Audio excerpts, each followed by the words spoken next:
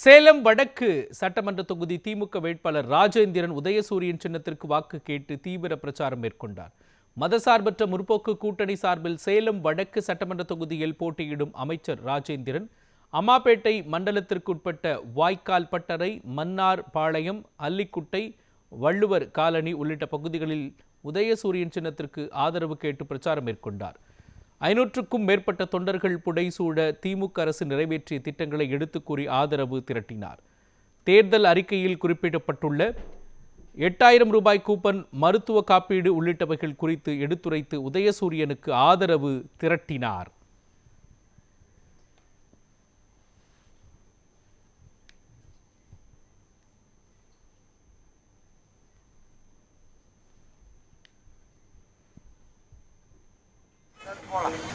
அம்மா எல்லாருக்கும் வணக்கம்.